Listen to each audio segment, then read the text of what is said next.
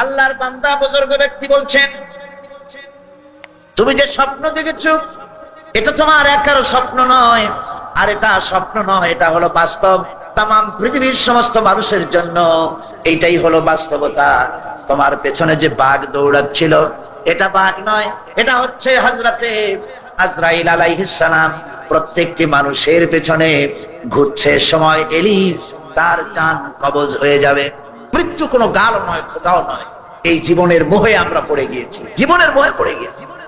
এক লোক স্বপ্নে দেখছে তাকে বাঘ তাড়াচ্ছে, বাঘের তাড়া খাইয়া দৌড়াতে দৌড়াতে সে গাছের মাথায় গিয়ে উঠেছে। গাছের মাথায় উঠে একটা ডাল ধরে ঝুলে পড়েছে। এমন সময় সে লক্ষ্য করলো বাঘটা এসে গাছের গোড়ায় দাঁড়ায় আছে। ডালটা যে নিচে ঝুলে পড়েছে তার নিচে দেখছে বিরাট কুয়া, সেই কুয়ার ভিতরে বড় এক অজগর হা করে আছে। এমন সময় কানে কুটকাট করে আওয়াজ আসে, কিসের আওয়াজ? তাকিয়ে দেখে যে ডালটা তার অবলম্বন, সেই ডালের গোড়া একটা সাদা ইঁদুর আর একটা কালো ইঁদুর ডালের গোড়াটা কেটে দিচ্ছে। কারণ বিপদটা খুব কম না বেশি? জনমের বিপদ না? গাছ বাইয়া যদি নিচে নামে তো খাবে কিসে? বাঘে। আর ডাল ভাঙে যদি নিচে পড়ে খাবে কিসে? এমন সময় তার মাথায় ঠান্ডা কি জানি পড়লো। উপরের দিকে তাকাইছে। উপরে তাকালে সাধারণত মানুষের মুখ হা হয়ে যায়, আর যদি দাঁত না থাকে তাহলে জানলা খোলা গাড়ির মতো হয়ে যায়। উপরের দিকে তাকাইছে, মুখটা হা হয়ে গেছে। আর অমনি উপরে ছিল মধুর চাক, সেখান থেকে ফোটা ফোটা মধু পড়তেছিল, সে মধু চাটতেছিল। এমন সময় তার ঘুম ভেঙে গেল। এক বুজুর্গ ব্যক্তির কাছে গিয়ে বলছে, হুজুর এই রকমের একটা মারাত্মক স্বপ্ন দেখেছি, অর্থ কি কিছুই বুঝলাম। আল্লাহর বান্দা বুজুর্গ ব্যক্তি বলছেন, তুমি যে স্বপ্ন দেখেছো এটা তোমার একার স্বপ্ন নয়, আর এটা স্বপ্ন নয়, এটা হলো বাস্তব। তাম পৃথিবীর সমস্ত মানুষের জন্য এইটাই হলো বাস্তবতা। তোমার পেছনে যে বাঘ দৌড়াচ্ছিল এটা বাঘ নয়, এটা হচ্ছে হযরতে আজরাইল আলাইহিস সালাম। প্রত্যেকটি মানুষের পেছনে ঘুরছে, সময় এলি তার জান কবজ হয়ে যাবে। তুমি যে ডালটা ধরে ঝুলেছিলে ওই ডালটি হচ্ছে তোমার হায়াত। আর ডালের গোড়া কাটতে ছিল সাদা ইঁদুর আর কালো ইঁদুর। সাদা ইঁদুর হলো দিনের প্রতীক, কালো ইঁদুর হচ্ছে রাতের প্রতীক। দিন আর রাত তোমার হায়াতের রশিগাছা কুটকুট করে আস্তে আস্তে করে কেটে দিতেছে। আর নিচে যে কুয়া ছিল সাপ আ করে আছে, এটা হলো তোমার কবর। এর মধ্যে তুমি যে মাথার উপরে ঠান্ডা কি পড়লো, উপরে হা করলে মুখের ভিতরে মধু পড়লো।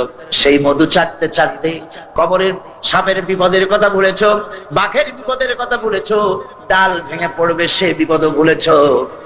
এই মধু হচ্ছে তোমার সুন্দরী স্ত্রী, এই মধু হলো দুনিয়া, এই মধু গাড়ি, এই মধু বাড়ি, এই মধু ক্ষমতা, এই মধু প্রতিপত্তি, এই মধু হচ্ছে তোমার ব্যবসা বাণিজ্য। দুনিয়ার মোহে তোমাকে এত বড় বিপদ থেকে তোমাকে ভুলাই দিয়েছে মানুষ। এই দুনিয়াটাকে ভুলাই রেখেছে। আল্লাহ পাক মানুষকে সতর্ক করে দিচ্ছেন, ওয়াল আসরি ইন্নাল ইনসানা লাফি খুসর। আল্লাহ পাক বলেন, আমি এতগুলি কসম করে বলছি, ইন্নাল ইনসানা লাফি খুসর, নিঃসন্দেহে অবশ্যই মানুষের জীবন ক্ষতিগ্রস্ত। মানুষের জীবন কি ক্ষতিগ্রস্ত? কে বলতেছেন কথা? আল্লাহ পাক। লক্ষ্য করো, আগে তো আল্লাহ পাক কসম করলেন কতগুলা, তারপরে আবার বলছেন ইন্না, নিঃসন্দেহে, নিশ্চয়ই। এরপরে আবার লাফি, ফির আগে যে লাম লাগানো হয়েছে এটা হচ্ছে লামে তাকিদ। অবশ্যই মানুষের জীবন কি জোরে কর ক্ষতিগ্রস্ত। কে বলতেছেন? আমরা আল্লাহ রাব্বুল আলামিন তার কথার গুরুত্ব বুঝতে পারি নাই, সাধারণ মানুষেরা বুঝতে পারে নাই। সেজন্য মানুষের জীবনের সফলতার বিফলতার মাপকাঠি হলো মানুষ মনে করে বাড়ি করেছি, গাড়ি করেছি, ক্ষমতায় গিয়েছি, আমার জীবন সফল হয়ে গেছে। আসল জীবনের সফলতার বিফলতা এর মানদণ্ড হচ্ছে ঈমান। এর মানদণ্ড কি? ঈমান আছে। নবী বলুন, আমি তোমাদের মতো মানুষ, আমার উপরে ওহী আসে, ইন্নামা আনা বাশারুম মিসলুকুম, তোমাদের মতো মানুষ। একটু ভালো করে বিষয়টা বোঝেন। আরো বলেছি আমি, আজকে আবার স্মরণ করায় দেই। আল্লাহ শিখাই দিচ্ছেন, বলুন আমি তোমাদের মতো মানুষ, ফেরেশতা নই, জিন নই, আমার কাছে ওহী আসে। পার্থক্য এখানে, তবে আরো পার্থক্য আছে। সেটা হচ্ছে এই, আমরা হচ্ছি সাধারণ মানুষ, নবীরা হচ্ছেন অসাধারণ মানুষ। সুবহানাল্লাহ। আমরা হচ্ছে মানব, রাসূল আল্লাহর পয়গম্বর হচ্ছেন মহামানব। কথা বুঝে আসছে? তার মানে হলো আমরা সাধারণ মানুষ। সাধারণ মানুষেরা গুনাহ করতে পারে, ভুল করতে পারে, সব রকমের গুনাহ করতে পারে। নবীরা কোনো গুনাহ করতে পারেন না। আল্লাহ পাক তাদের দিয়ে গুনাহ করান না। আল্লাহ পাক ফেরেশতা দিয়ে, আপন কুদরত দিয়ে নবীদেরকে হেফাজত করেন। সুবহানাল্লাহ। সুতরাং এই কথা বিশ্বাস করতে হবে, সমস্ত নবীরা হচ্ছেন মানুষ। নবীদের আদর্শই কেবলমাত্র আদর্শ, সেই আদর্শকেই গ্রহণ করতে হবে, তাকেই একমাত্র নেতা হিসাবে গ্রহণ করতে হবে। আবার নেতা বলতেও রাজি না। মুশকিল কি এক জায়গায়? কয় যে নেতা বলা যাবে না। কেন? কয় যে ওই যে মানুষেরা বলে, স্লোগান দেয়, আমার নেতা, তোমার নেতা, অমুক তমুক, হ্যান ত্যান। তো এগুলির সাথে নবীরে মিশানো এটা ঠিক না। আচ্ছা, নবীরে নেতা কব না, কবটা কি? নবী কি হয় নেতা হবে, না হয় অনুসারী হবে, এর বাইরে তো কিছুই নাই। হয় ইমাম, না হয় মুক্তাদি। বাইরে কি? বাইরে তো নাই কিছু। সুতরাং নবীকে মুক্তাদি হবে, নবীকে অনুসারী হবে? নিশ্চয়ই হাজার বার নবী হচ্ছেন ইমাম, নবী হচ্ছেন নেতা। আমরা যখন আরবিতে বলি, ওনারা নিজেরাও আরবিতে বলেন, তখন কোনো আপত্তি হয় না। আল্লাহুম্মা সাল্লি আলা সাইয়্যিদিনা মুহাম্মদ। সাইয়্যিদিনা মানে হচ্ছে আমাদের লিডার, আমাদের নেতা। সাইয়্যিদিনা যখন বলে তখন আপত্তি করে না, কিন্তু আমাদের নেতা বললেই আপত্তি করেন। বাংলা ভাষা, বাংলাদেশি মানুষ হইয়া বাংলা ভাষার প্রতি গভীর জ্ঞান দেখলে দুঃখই হয়। বন্ধুগণ, মনে রাখতে হবে, নবী হচ্ছেন মাসুম, বেগুনাহ এবং নেতা। আর মুহাম্মদ সাল্লাল্লাহু আলাইহি ওয়াসাল্লাম হচ্ছেন বিশ্ব নেতা, এটা কোনো সন্দেহ নাই। এই নবীর অনুসরণ করতে হবে। সিদ্দিকিন হচ্ছে সত্যকে যারা উদার, উন্মুক্ত, অকুণ্ঠ চিত্তে, দ্বিধাহীন ভাবে যারা গ্রহণ করেছে, এর বিপরীত যারা করেই নাই, তারাই হচ্ছেন সিদ্দিকিন। হযরতে, যেমন একটা দৃষ্টান্ত, হযরতে আবু বকর সিদ্দিক রাদিয়াল্লাহু তাআলা আনহু, মেরাজ থেকে হুজুর ফিরে এসেছেন সকাল বেলায়, ফজরের নামাজ পড়ে বসেছেন কাবা শরীফে, তিনি বসে আছেন। তো তখন আবু জাহেল এসে বলছে, মুহাম্মদ সাল্লাল্লাহু আলাইহি ওয়াসাল্লাম, প্রত্যেক দিনই তো নতুন নতুন কথা কও, আজকে কোনো নতুন কথা আছে? হুজুর বলেন, হ্যাঁ নতুন কথা আছে। কি? বলে, এই তো শেষ রাত্রে জিবরাইল আসছিল, আমারে নিয়ে গেল বাইতুল মুকাদ্দাসে, জেরুজালেমে গিয়ে নামাজ পড়লাম, ওইখান থেকে মহাকাশ পাড়ি দিলাম, 7 আকাশ পাড়ি দিলাম, সিদরাতুল মুনতাহা গেলাম, আরশে আজিম ভ্রমণ করলাম, আল্লাহর সাথে কথা কইলাম, জান্নাত জাহান্নাম দেখলাম, তারপরে আবার এই আয়েশা নামাজ পড়িয়া তোমাদের সাথে কথা বলতেছি। আবু জাহেল কয় যে, খাইস, যাও, মাথাটা একটু ভালো ছিল, এখন তাও সর্বনাশ হয়ে গেছে। কয়, মুহাম্মদ সাল্লাল্লাহু আলাইহি ওয়াসাল্লাম, তুমি যা বললা, এই কথাটা আমি কি হুবহু মানুষের কাছে বলবো? হুজুর বলছেন, অবশ্যই বলো গিয়ে। আবু জাহেল চিন্তা করলো, দিস ইজ দ্য মোমেন্ট, এটাই হলো আসল সুযোগ পেয়ে গেছে মানুষকে বিভ্রান্ত করার জন্য। সবার আগে ছুটে চললো হযরত আবু বকর রাদিয়াল্লাহু তাআলা আনহুর বাড়িতে, যে বলছেন, আবু বকর শুনেছো? বলে, কি? মুহাম্মদ সাল্লাল্লাহু আলাইহি ওয়াসাল্লাম এইরকমের কথা বললো, বেচারার মাথাটা যাও ভালো ছিল, শেষ। হুজুর বলছেন, আবু জাহেল, আমার রাসূল কি এরকম বলেছেন? আবু জাহেল বলছে, আমার নিজ কানে শুনে আসলাম, এখনো তিনি সেখানে বসা। হযরত আবু বকর বলেন, আবু জাহেল, আমার আল্লাহর নবী তিনি যদি এরকম কথা বলে থাকেন, তাহলে আমি কোন সন্দেহ পোষণ করি না, অবশ্যই আল্লাহ রাব্বুল আলামিনের হাবিব যা বলেছেন তা সত্য। হযরত আবু বকর রাদিয়াল্লাহু তাআলা আনহু মসজিদে হারামে আসলেন, হুজুরকে জিজ্ঞেস করলেন, হুজুর, আবু জাহেল আমাকে এই সব কথা বললো, এগুলি কি ঠিক? হুজুর বললেন, হ্যাঁ। তিনি ঘটনা বয়ান করলেন। হযরত আবু বকর বললেন, হে রাসূল, আপনি যা বলেছেন সত্য বলেছেন, আপনার মেরাজ ঠিক হয়েছে, সঠিক হয়েছে, সন্দেহ নাই। হুজুর বলেন, আবু বকর, তুমি তো শুধু আবু বকর নাও, তুমি সিদ্দিক। সত্যকে যারা অকুণ্ঠ চিত্তে, অকুণ্ঠ চিত্তে, দ্বিধাহীন ভাবে যারা সত্যের সামনে মাথা নত করেছে, গ্রহণ করে নিয়েছে, দ্বিমত পোষণ করে নাই, কোন রকমের দুষ্ট বুদ্ধির আশ্রয় গ্রহণ করেনি, উল্টা পাল্টা করেনি, এই সমস্ত মানুষেরই হলো সিদ্দিক। সিদ্দিক আর এদের দলকেই সিদ্দিকিন বলা হয়। তাহলে নবিয়্যিন, সিদ্দিকিন এনারা হচ্ছেন নেয়ামত প্রাপ্ত। 3 নম্বরে হচ্ছে শাহাদা, সত্যকে যারা যারা সত্যের সাক্ষী দিয়েছে, সত্যের সাক্ষ্যদাতা। সত্য হচ্ছে ইসলাম। সত্য কি? ইসলাম। সত্য হচ্ছে আল্লাহ, সত্য হচ্ছে নবী, সত্য হচ্ছে কোরআন, সত্য হচ্ছে হাদিস। এই মহাসত্যকে যারা স্বীকৃতি দিয়েছে, নিজেদের কথা দিয়ে, কাজ দিয়ে, ধন দিয়ে, সম্পদ দিয়ে, এমনকি নিজের জীবনটা এই রাস্তায় বিলিয়ে দিয়ে মহাসত্যের চিরস্থায়ী সাক্ষী দিয়ে দুনিয়া থেকে যারা বিদায় হলেন, ওনারা হচ্ছেন শহীদ। আজ রাস্তাঘাটে শহীদ হয়, যার তার নামের আগে শহীদ বসায় দেয়। শহীদ এত সোজা জিনিস নয়। আল্লাহর রাস্তায়, ধর্মের জন্য, ইসলামের জন্য, আল্লাহর জন্য, কোরআনের জন্য, রাসূলের জন্য যারা জীবন দেন, তারাই হচ্ছে শহীদ। এই শহীদদের মর্যাদা আল্লাহ রাব্বুল আলামিন এত বেশি মর্যাদা দান করেছেন। শহীদদের মর্যাদা আল্লাহ পাক দিয়েছেন, কিয়ামতের দিন শহীদদের কোনো বিচার করা হবে না। আল্লাহ রাব্বুল আলামিন শহীদদেরকে বিনা বিচারে জান্নাত দিয়ে দিবেন। শহীদের বিশাল মর্যাদা, বিরাট মর্যাদা। এই শহীদ শাহাদাতের তামান্না প্রত্যেক মুসলমানের ভিতরে থাকতে হবে। হুজুর বলেছেন, শহীদি মওতের যন্ত্রণা পিঁপড়ায় কাটার যন্ত্রণার চাইতে বেশি কিছু নয়। শাহাদাত হচ্ছে এপারে মওত আর ওপারে আল্লাহর সঙ্গে দেখা হয়ে যাবে। শহীদি মওত হচ্ছে আল্লাহর সঙ্গে দেখা করার একটা সেতু বন্ধন, একটি সেতু, একটি ব্রিজ, একটা পুল, একটা সাঁকো। এপারে দুনিয়া, ওপারে আল্লাহ পাকের সঙ্গে দেখা হবে। সুবহানাল্লাহ। ভাইরা, ইসলামের জন্য যারা জীবন দিলেন, যারা শাহাদাত বরণ করলেন, তারা জাতির সম্মানের পাত্র। সেই সম্মান, সেই মর্যাদা আল্লাহ রাব্বুল আলামিন শহীদদের প্রদান করেছেন।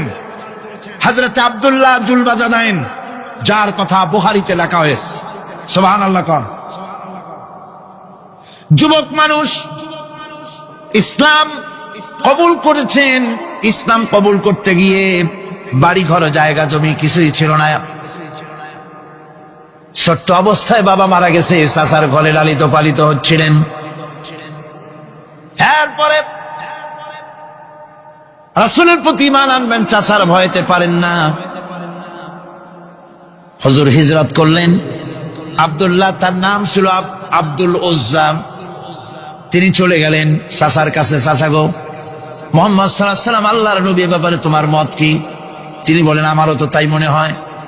যদি তাই মনে হয়, তার উপর ঈমান আনবেন কিনা? চাচা বলে, না, কখনো ঈমান আনবো না। ভাতিজা বলতেছেন, চাচাজি, বছরের পর বছর ধরে অপেক্ষা করতেছিলাম, আমি আপনার অধীনে আছি বলে ইসলাম কবুল করতে পারি নাই। আমার ইচ্ছা ছিল আপনি আগে করবেন, তারপরে আপনাকে দেখা দেখি আমি করব। কিন্তু আপনি যখন ইসলাম কবুল করলেন না, আর করবেন না বলে যখন ঘোষণা দিলেন, আপনাকে উপস্থিত রেখে আমি ঘোষণা দিলাম, লা ইলাহা ইল্লাল্লাহু মুহাম্মাদুর রাসূলুল্লাহ। চাচা বলছে, ভাতিজা, এর পরিণাম জানো? কয় না, জানি না। এর পরিণাম হচ্ছে তুমি আমার বাড়িতে থাকো, আমার বাড়ি ছাড়তে হবে। বললেন, রাজি আছি। উট, ছাগল, ভেড়া, ঘোড়া যা দিছি ছাড়তে হবে। বলছে, রাজি আছি। চাচা বলছে, শুধু তাই নয়, পরনে যে লুঙ্গি আছে, গায়ে যে জামা আছে, তা আমার পয়সার লুঙ্গি জামা ছাড়তে হবে।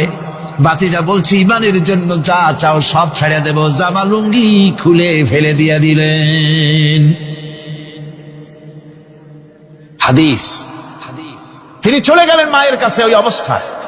মা এই যুবক ছেলেকে উলঙ্গ অবস্থায় দেখে 2 হাত দিয়ে নিজের চোখ চেপে ধরেছেন। বাবা, তোমার এই অবস্থা কেন? ছেলে বলছেন, মা, ঈমান আনার কারণে আমার এই অবস্থা হয়েছে। মা বলে, বাবারে, কি চাও আমার কাছে? আব্দুল উজ্জা বলছে, মা কিচ্ছু চাই না, একটুখানি কাপড় আমারে দাও, আমি বিশ্ব নবী মুহাম্মদ সাল্লাল্লাহু আলাইহি ওয়াসাল্লামের খেদমতে যেতে চাই।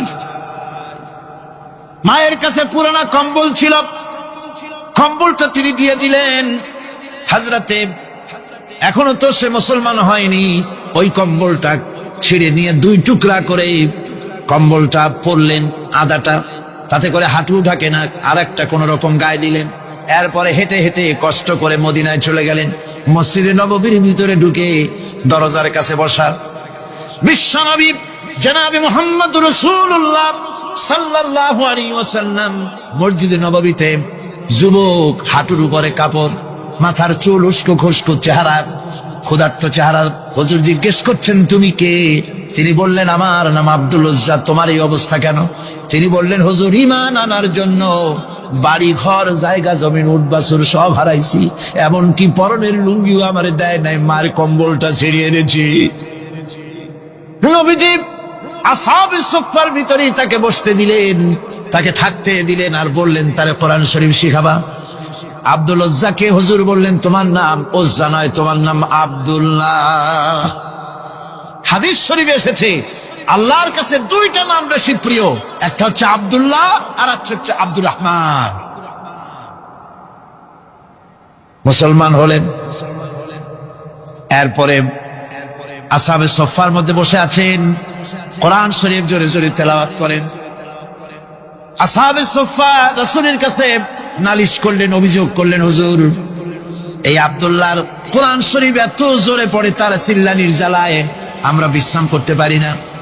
নবীজি বললেন, সাহাবীরা আব্দুল্লাহকে বেশি করে চিল্লাইতে দাও, বাধা দিও না, কারণ তার ঈমান বড় দামের ঈমান হয়েছে, ঈমান আনতে গিয়ে কিছু আনতে পারে নাই, তাকে বাধা দিও না, প্রাণ ভরে চিল্লাইতে দাও, জোরে জোরে পড়তে দাও। ইতিমধ্যে তাবুকের যুদ্ধে রণদামামা বেজে উঠেছে। রোমান সৈন্যরা হুজুরের সঙ্গে যুদ্ধ করবে, জিহাদ করবে, ইসলামকে পরাজিত করার জন্য তারা আক্রমণের প্রস্তুতি নিল।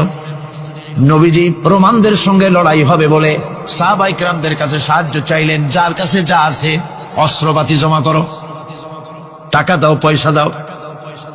সবাই মিলে দিতে লাগলেন। দিতে দিতে মহিলারা গলার হার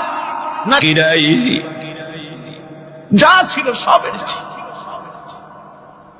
হুজুর জিহাদে রওনা হলেন 30,000 সৈন্য সাথে, 30 সহস্র সৈন্য নিয়ে নবীজি তাবুকের দিকে চললেন।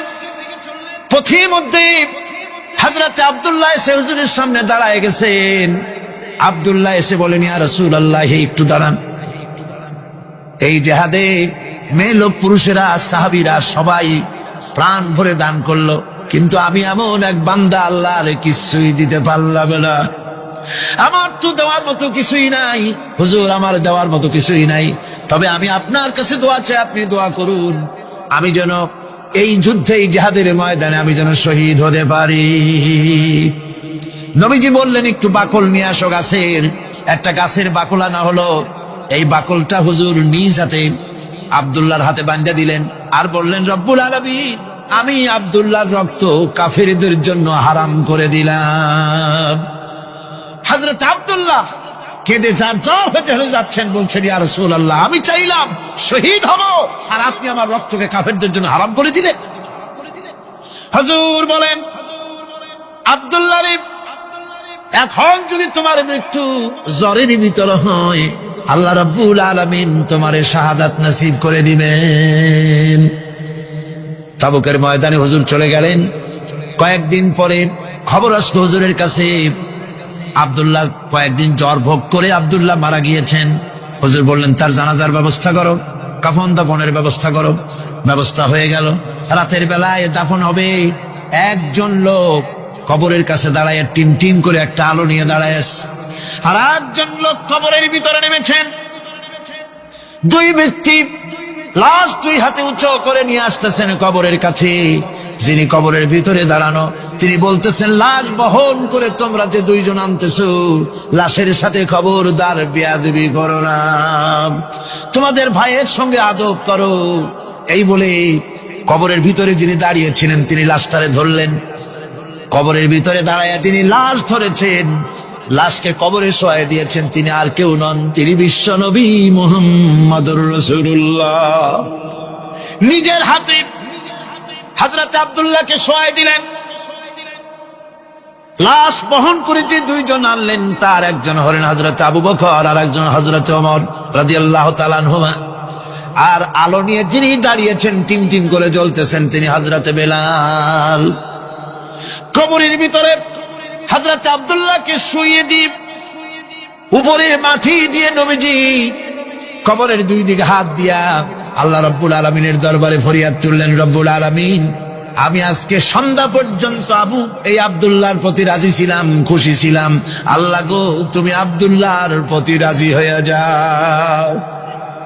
হযরত ইবনে মাসউদ রাদিয়াল্লাহু তাআলা আনহু পাশে দাঁড়ানো ছিলেন, চিৎকার দিয়ে কেঁদে কেঁদে বললেন, আয় আল্লাহ তাআলা, এই কবরের ভিতরে আজকে আব্দুল্লাহর লাশটা না হইয়া যদি আমার লাশ হতো, আমার ভাগ্যটা খুলে যেত। শহীদের মর্যাদা আল্লাহ পাকের কাছে সব থেকে বেশি। এই শহীদের পথ, নিয়ামত প্রাপ্তদের পথ, যারা নিয়ামত পেয়েছে পৃথিবীতে, নবীজিন, সিদ্দিকিন, শুহাদা, এই হচ্ছেন নিয়ামত প্রাপ্ত। আল্লাহর রাস্তায় জীবন দেওয়ায় যে মজা, পৃথিবীতে আর কোনো কিছুতে সেই মজা নাই। হযরত ওমর রাদিয়াল্লাহু তাআলা আনহু দোয়া করতেন, আল্লাহুম্মা রযুকনি শাহাদাতান ফি সাবিলিক ওয়াজআল মাউতি ফি বালাদি রাসূলিক। আয় আল্লাহ, তুমি আমাকে শাহাদাতের মত আমাকে দান করো। শাহাদাতের তামান্না প্রত্যেকটি মুসলমানের ভেতরে থাকতে হবে। শহীদ হওয়া যাবে ইসলামের জন্য।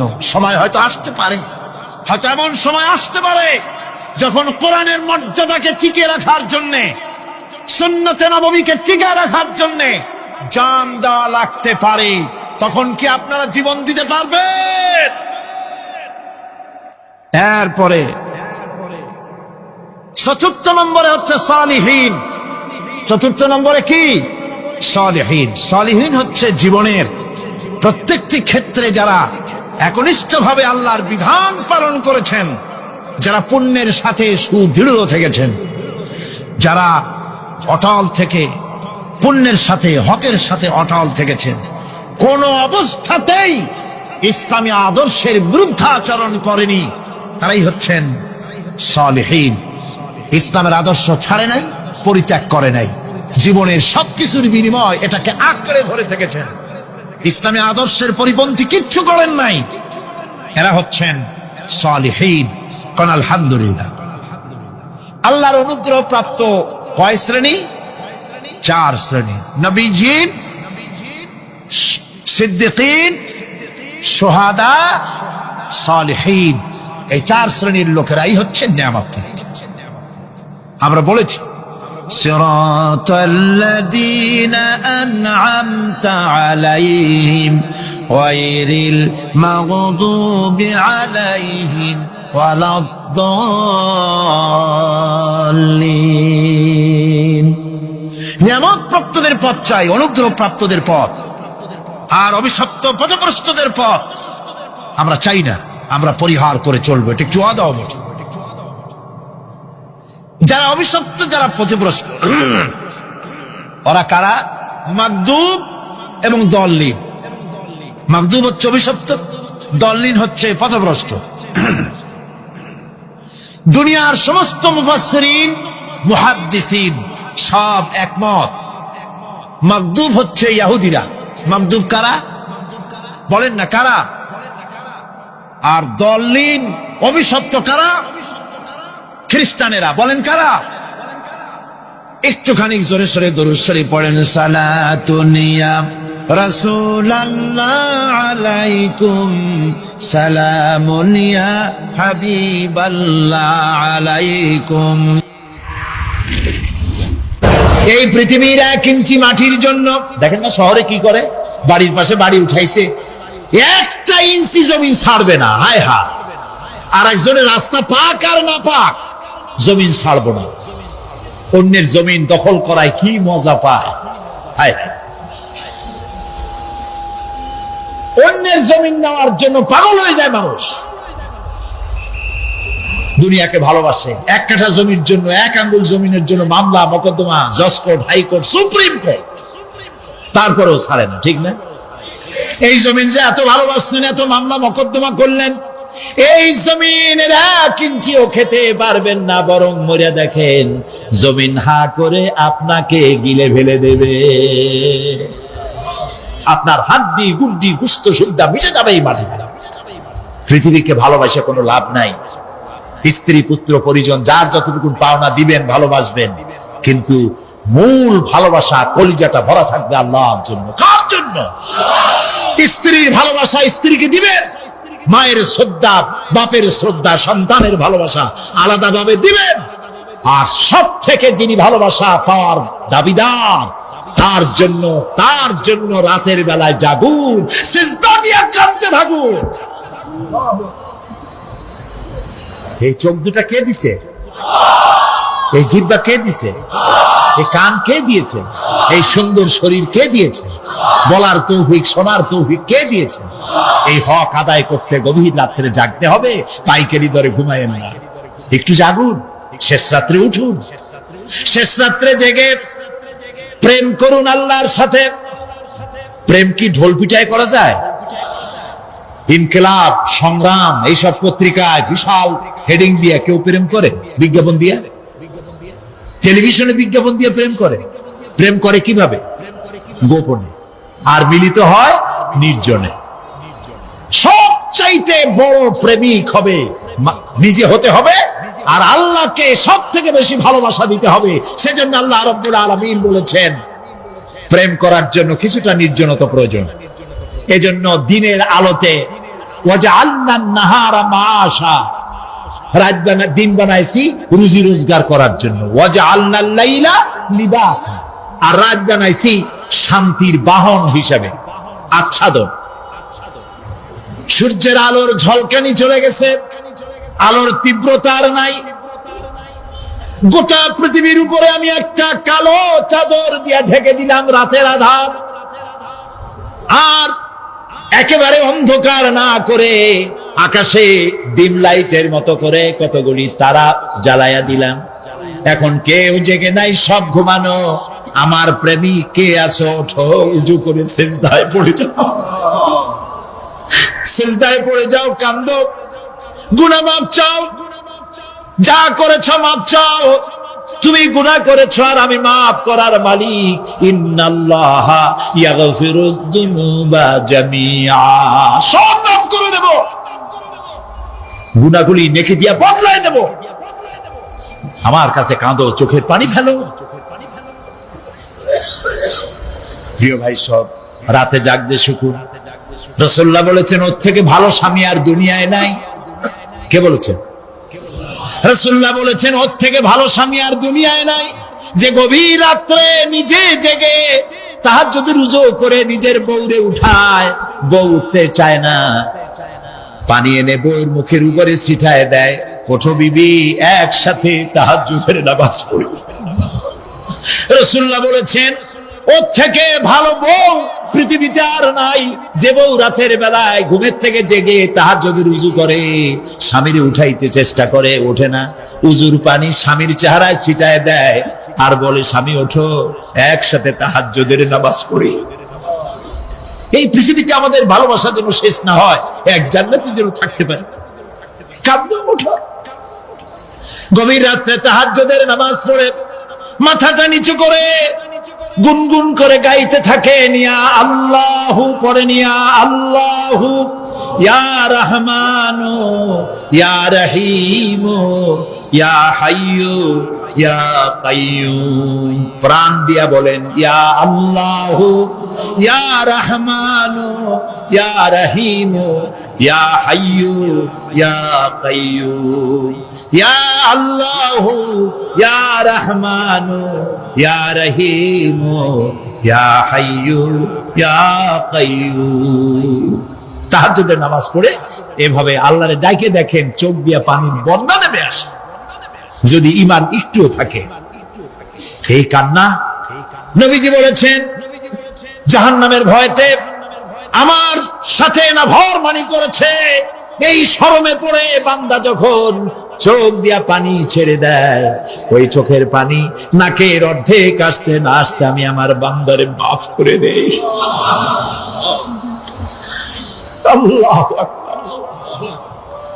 আল্লাহ আমাদের কান্দার তৌফিক দাও, তাহাজ্জুদ পড়ার তৌফিক দাও, পাঁচ ওয়াক্ত নামাজ পড়ার তৌফিক দাও, তোমাকে ভয় করার তৌফিক দাও, তোমার ভয় আর মহব্বত দিয়ে কলিজা ভরে দাও, তোমার রাসূলুল্লাহর মহব্বত দিয়ে আমাদেরকে পাগল বানায় দাও।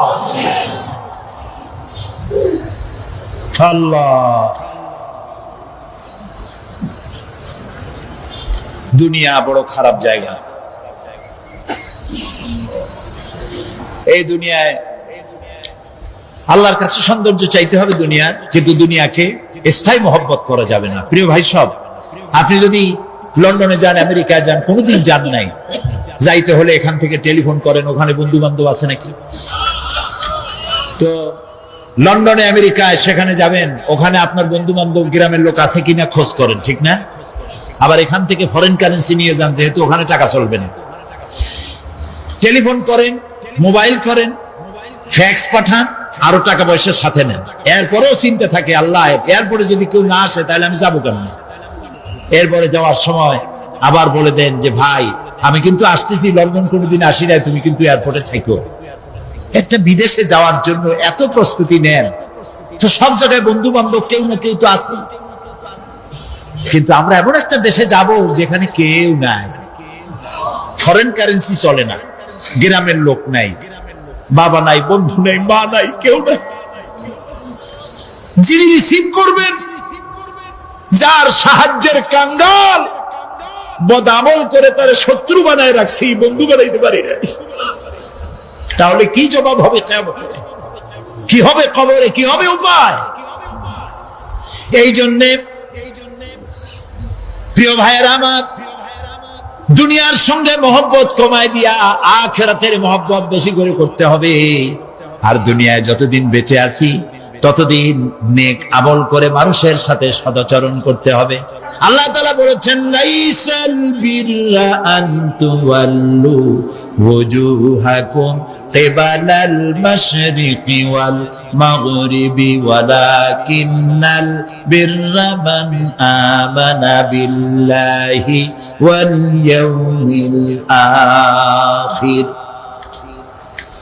পূর্ব এবং পশ্চিমে কতবার তুমি মাথা ঝুঁকাইছো, এটাই কিন্তু তোমার জন্য কল্যাণ। এর মধ্যে কল্যাণ নিহিত নয়। তার মানে কি? আপনি কত সেজদা আল্লাহরে দিলেন, কত মানুষ তো আছে সেজদা দিতে দিতে কপালে কালো দাগ হয়ে গেছে, আছে না? কিন্তু মিথ্যা ছাড়েন। কিয়ামতের দিন, বুখারী শরীফের হাদিস, আল্লাহ পাকের নবী বলেছেন, কিয়ামতের দিন সর্বপ্রথম আল্লাহ জিজ্ঞেস করবেন, বান্দা নামাজ পড়ছো কিনা? প্রথম প্রশ্ন কি? বলেন, প্রথম প্রশ্ন কি? যার নামাজ কবুল, তার সমস্ত নেক আমল মঞ্জুর। যার নামাজ কবুল হবে না, কোনোটাই মঞ্জুর হবে না। কথা বুঝতে পেরেছেন? নামাজ সঠিকভাবে আদায় করতে হবে।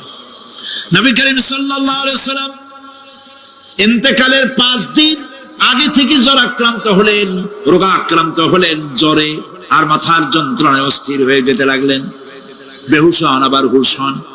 যেদিন তিনি ইন্তেকাল করবেন তার আগের দিনেও তিনি জোহরের নামাজ পড়ার জন্য সাহাবীদের কাঁধের উপরে ভর দিয়ে নামাজ পড়তে গেছেন। পা উঁচু করে নিতে পারেন নাই, পা টেনে টেনে নিয়েছেন। তিনি সেখানে খুতবা দিলেন, বললেন, ও আমার উম্মতিরা, এই পৃথিবীতে আল্লাহ রাব্বুল আলামিন তার এক বান্দাকে পৃথিবীর সব জাগতিক সম্পদ দিতে চেয়েছিলেন, কিন্তু সেই বান্দা সব জাগতিক সম্পদকে উপেক্ষা করে আল্লাহর সঙ্গে দিদার করা বেশি পছন্দ করেছেন। কেউ কিছুই বুঝলো না। হযরত আবু বকর রাদিয়াল্লাহু তাআলা আনহু খুব কাঁদতে লাগলেন। তিনি বুঝতে পেরেছেন যে এই পৃথিবীতে সমস্ত সম্পদ দিতে চেয়েছিলেন আল্লাহ, যাকে তার নাম বিশ্ব নবী, তিনি সবগুলি উপেক্ষা করে আল্লাহর সঙ্গে দিদার করা বেশি পছন্দ করেছেন। আমরা অতি তাড়াতাড়ি নবীজি থেকে নবীর এতিম হয়ে যাব। পরের দিন ঈশার নামাজের রক্ত হলো, আযান হয়ে গেল, মসজিদে মুসল্লিরা ভরে গেছে, সাহাবায়ে কেরাম সব এসে গেছেন। হুজুরের জন্য বহুক্ষণ অপেক্ষা করার পর হযরতে আবু বকর রাদিয়াল্লাহু তাআলা আনহু তিনি ইমামতির জায়গায় দাঁড়ায় গেছেন। নবীজি বেহুশ অবস্থায় ছিলেন ঘরের মধ্যে। হুশ আসার পর তিনি হযরত আয়েশাকে বললেন, আয়েশা, মসজিদে নববীতে এখন কি হতেছে? তিনি বললেন, নামাজ হচ্ছে, লোকেরা আপনার অপেক্ষা করেছে, কিন্তু আপনাকে না পাইয়া, দীর্ঘক্ষণ অপেক্ষা করার পর আপনাকে না পেয়ে আমার বাবার ইমামতিতে তারা নামাজ পড়তেছে, কিন্তু মুসল্লিদের মধ্যে কান্নার রোল পড়ে গিয়েছে। তাদের ধারণা হয়েছে নবীজির জায়নামাজে যখন হযরত আবু বকর দাঁড়ায় গেছে, নবীজির পিছনে নামাজ পড়া আর আমাদের কিসমতে হবে না। নবীজি বলছেন, আয়েশা রে, মসজিদে নববীর দিকের দরজাটা খুলে দাও, আমি নামাজের দৃশ্য দেখতে চাই। দরজা খুলে দেওয়া হলো। নবীজি কোন রকম মাথা উঁচু করে মসজিদে নববীতে নামাজের দৃশ্য নিজে অবলোকন করে আবার শুয়ে পড়লেন। হযরত আয়েশা লক্ষ্য করে দেখেন নবীজির চোখের পানি দিয়ে কোনা দিয়া পানি বেয়ে বেয়ে পড়ছে। হযরত আয়েশা প্রশ্ন করলেন, ইয়া রাসূলুল্লাহ, নামাজের দৃশ্য দেখি কাঁদছেন কেন? হুজুর বলেন, আয়েশা রে, এটা কোনো দুঃখের পানি নয়, আমি কাঁদতেছি এই জন্যে, এই নামাজের জামাত কায়েমের জন্য তাইফের ময়দানে অনেক রক্ত ঝরেছে, আবার উহুদের ময়দানে দান দান শহীদ হয়েছে, সাহাবায়ে কেরাম জীবন দিয়েছে। আজ আমি দেখতে পেলাম আমার উম্মতেরা জামাতে নামাজ পড়ছে। আমার ধারণা হলো ভবিষ্যতে কিয়ামত পর্যন্ত আমার উম্মতেরা এইভাবে জামাত বন্দী হয়ে নামাজ আদায় করবে। নবীজি আবার বেহুশ হয়ে পড়লেন। মসজিদে নববী থেকে আজ আর কেউ বাড়ি যায় না, সবাই কান্দে। আজ রাত বোধহয় নবীজি কাটাবেন না। মেয়েরা কাঁদতেছে, সাহাবায়ে কেরাম কাঁদতেছেন, আজওয়াজে মুতাহারাত তারা কাঁদতেছেন। নবীজির আবার হুঁশ হলো, তাকায় দেখেন ঘরের মধ্যে কান্নাকাটি, মসজিদে নববীতে কান্নাকাটি। সব থেকে বেশি কাঁদতেছেন মা ফাতেমা। নবীজি হযরত ফাতেমার কান্না দেখে ইশারা করলেন, কাছে আয়। হযরত ফাতেমা রাসূলের কাছে গেলেন। নবীজি কানে কানে কি যেন বললেন, কান্নাটা বন্ধ হয়ে গেল। হযরত আয়েশা জিজ্ঞেস করলেন, মা, তোমার আব্বা তোমার কানে কি বললো আর কান্না বন্ধ হয়ে গেল? হযরত ফাতেমা বলে, আম্মাজি, আমার আব্বা আমাকে বললেন, মা ফাতিমা, তোমার কান্না আমার বরদাস্ত হয় না, কেঁদো না, আমি মৃত্যুর পরে সকলের আগে তোমার সাথে আমার দেখা হয়ে যাবে। হযরত ফাতেমা বলছেন, আম্মাজি, আমি বুঝতে পেরেছি আমার আব্বার এই কথার অর্থ কি। নবীজির ইন্তেকালের পরে আত্মীয় স্বজনের মধ্যে সবার আগে আমার মৃত্যু হবে, আর আমার পিতার সাথে আমি মিলিত হতে পারবো। রাত যখন শেষ হয়ে এলো, নবীজির হুঁশ হয়েছে। তাকায় দেখেন হযরত জিবরাইল দাঁড়ানো। হযরত জিবরাইল নবীজির চেহারা মোবারকের দিকে তাকায় বলেন, আসসালাম। টাকা দেয় না, তাদের মালকে আল্লাহ ধ্বংস করে দেন, হালাক করে দেন, এগুলোর দাম নাই, অশান্তি বাড়বে, বউ কথা শুনবে না, সন্তানাদি কথা শুনবে না, মামলা মোকদ্দমা, অশান্তি আর অশান্তি। আর আল্লাহর পথে থাকুন, আল্লাহ শান্তি বাড়ায় দেবেন। আমরা বলি আমিন। প্রিয় ভাই সব, আমি কিছু আলোচনা আজকে আল্লাহ পাক যা করাইছেন, এগুলি যেন আল্লাহ আমারে আমল করার তৌফিক দেন। আমি মাঝে মধ্যে ভয় পাই, একদিন তো এই খবর নিশ্চয়ই হবে যে সাইদি বিদায় হয়ে গেছে। সেদিন খালি হাতে যেন আল্লাহর কাছে না যাই, আমি যেন আসামি না হই যে আমি যা বলছি মানুষকে 40 বছর একটানা যা বললাম আমি নিজে আমল করতে পারি নাই। এরকম ভিক্ষুক যেন আমি না হই, আমি যা মানুষকে বলেছি আমি যেন তা আমল করতে পারি। আমি আপনাদের কাছে দোয়া চাই। আমরা কেউ বাঁচবো না, এই যে দেখা হলো আবার দেখা নাও হইতে পারে। সেই জন্য আমরা আমাদের জীবনকে যেন তৈরি করি। আপনারা কোরআন শরীফ পড়ুন, দিন শিখুন, ঈমান শিখুন, ভালো থাকুন, ভালো হয়ে চলুন। আল্লাহ রাব্বুল আলামিন পরীক্ষার জন্য আমাদেরকে এই ময়দানে ছেড়ে দিয়েছেন।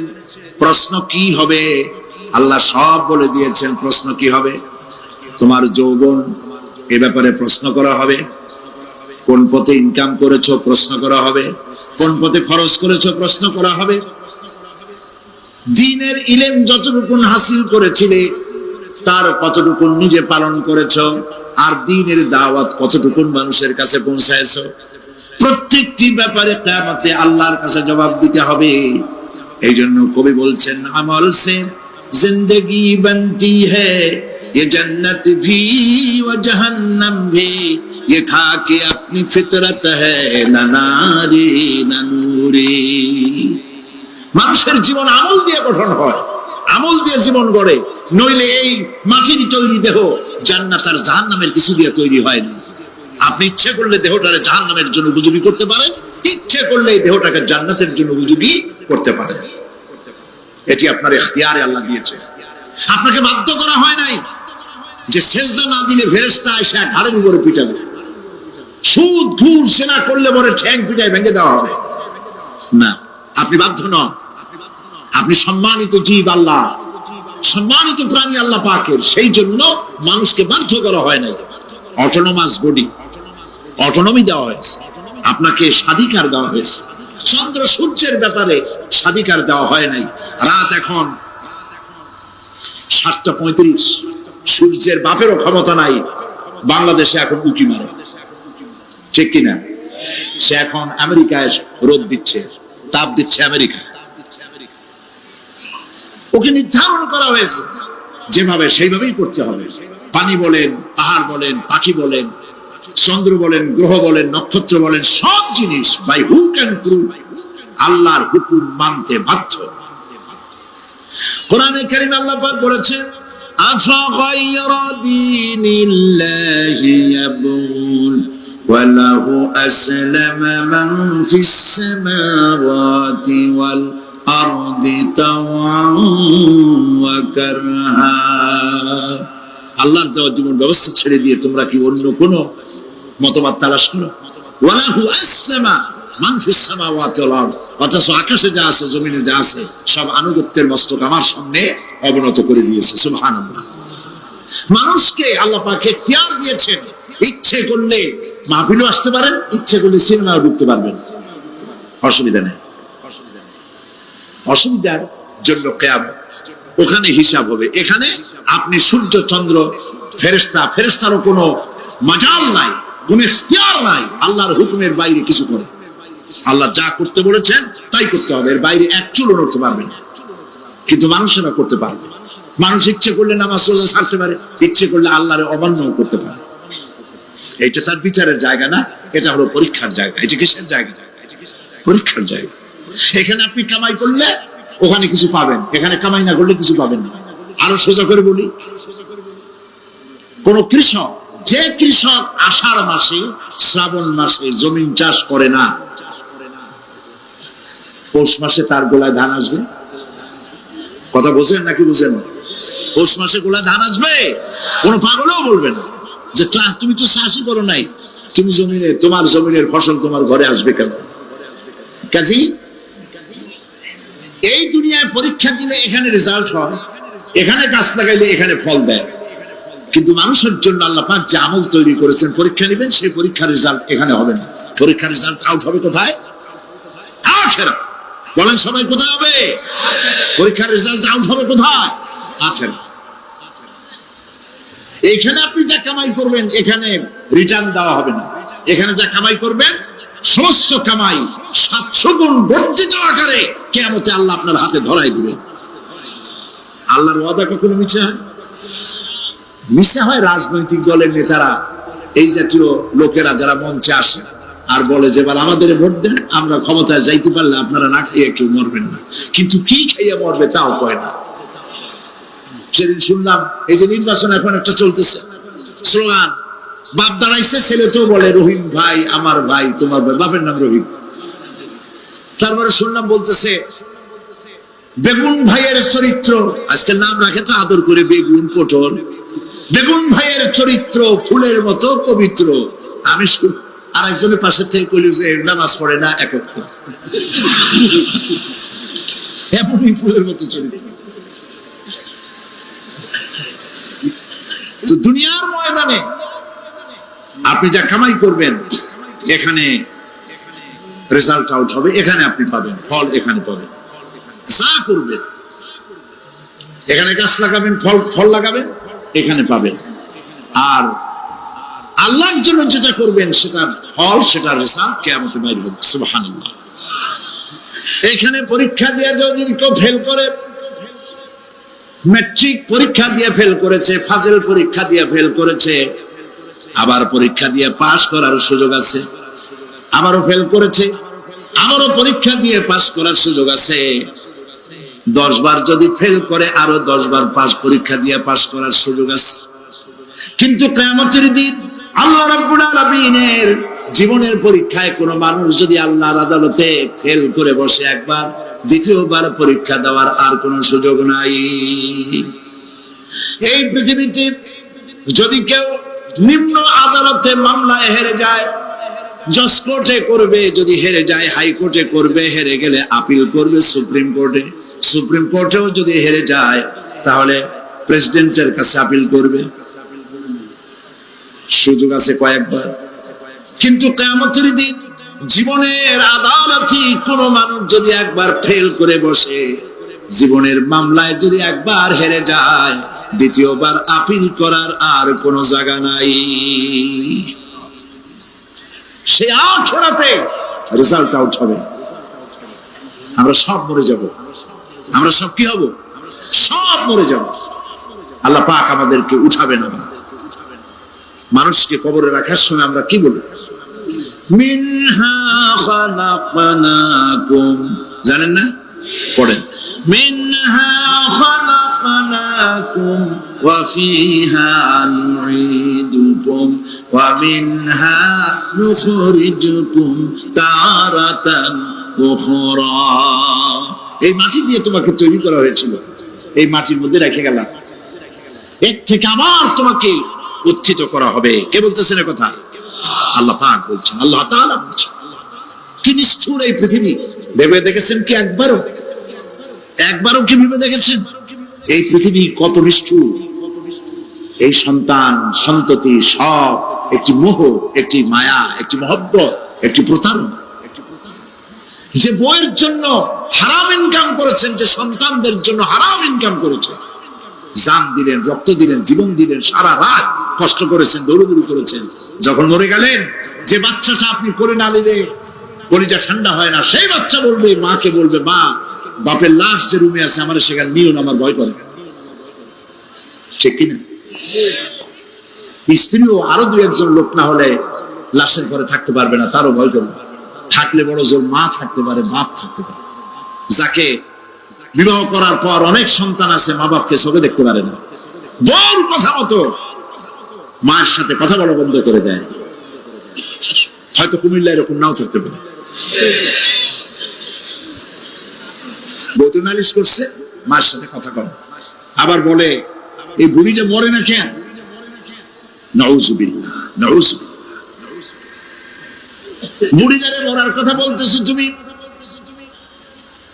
তোমার ছোট্টবেলায় যখন তোমার টাইফয়েড হয়েছিল, অসুখ করেছিল, গরিব বাবা, বাড়িতে ল্যাপ নাই, খাতা নাই, তোষক নাই, সেই জায়গায় মা তার কাপড় বিছায় দিয়া বুকের উপরে নিজের শরীরের উষ্ণতা দিয়া বাঁচায় রাখার চেষ্টা করেছে, নিজে না খেয়ে খাওয়াইছে, অসুখ সারে না।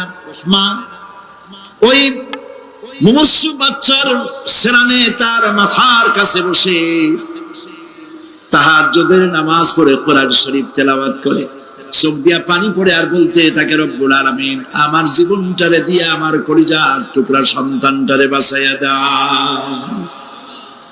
যেই মা নিজের জীবন দিয়া সন্তান বাঁচাইতে চাইলো, সেই সন্তান আজকে বউ পাইয়া মাকে ভুলে যায়, মায়ের সাথে খারাপ ব্যবহার করে।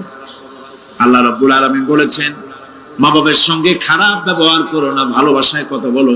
ওয়াকুল লাহুমা কাওলান কারীমা, সম্মানসূচক কথা বলো। মা বাবার জন্য দোয়া করো আমার কাছে। কে বলতেছে? আল্লাহ তাআলা বলছেন, দোয়া করো আমার কাছে এই ভাষায়, রব্বিরহামহুমা কামা রাব্বায়ানি সাগীরা। পড়েন সবাই, রব্বিরহামহুমা কামা রাব্বায়ানি সাগীরা। আয় আমার রব, আমার মা বাপ যেমনে ছোটবেলায় আমাকে অত্যন্ত যত্ন করে লালন পালন করেছে, আল্লাহ তাআলা তুমি দয়া করে আমার মা বাপকে তোমার রহমতের করে লালন পালন করো। সুবহানাল্লাহ। প্রত্যেক নামাজের পর সকলে এই দোয়া পড়বেন, মনে থাকবে? মনে থাকবে? প্রিয় ভাই সব, সেই কিয়ামতের মাসে আমাদেরকে উঠতে হবে, আল্লাহর দরবারে উঠতে হবে। সেই সময় আমাদেরকে কেউ উপকার করবে না। يوم لا ينفع مال ولا بنون, সম্পদ আর সন্তান সন্ততি কোনো কাজে লাগবে না।